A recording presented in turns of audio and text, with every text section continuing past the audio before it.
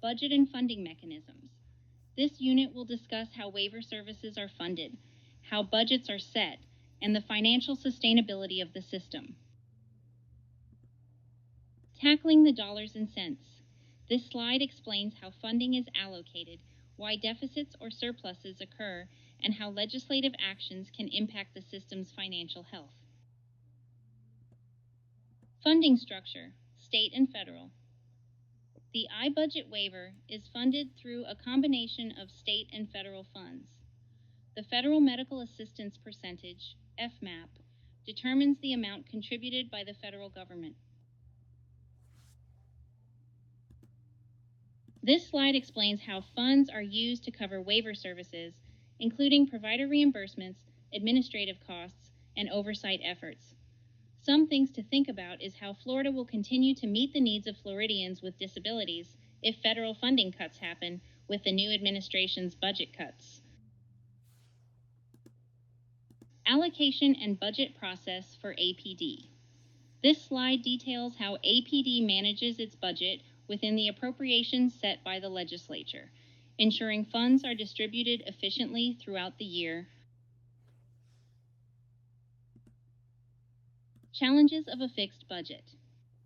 Unlike other Medicaid programs that can adjust as needed, the iBudget waiver has a fixed budget, making it more challenging to accommodate new enrollees or expanded services. Handling surpluses. If services go unused, funds may not be fully spent, leading to budget reversions. However, many surplus funds stem from provider shortages rather than a lack of need. End of unit quiz.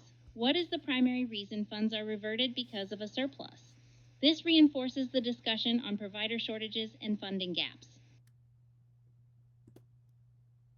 The primary reason funds from the Agency for Persons with Disabilities, APD, are reverted is due to provider shortages, which prevent individuals from receiving the services they have been approved for.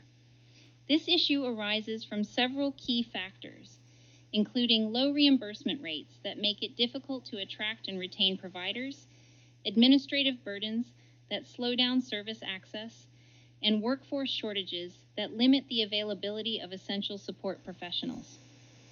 As a result, even when funding is allocated, individuals with disabilities may still struggle to receive the care they need.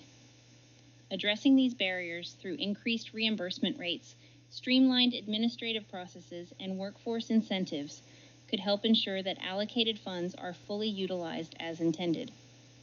By taking these steps, we can improve service accessibility, reduce funding reversions, and strengthen support systems for individuals with disabilities across Florida.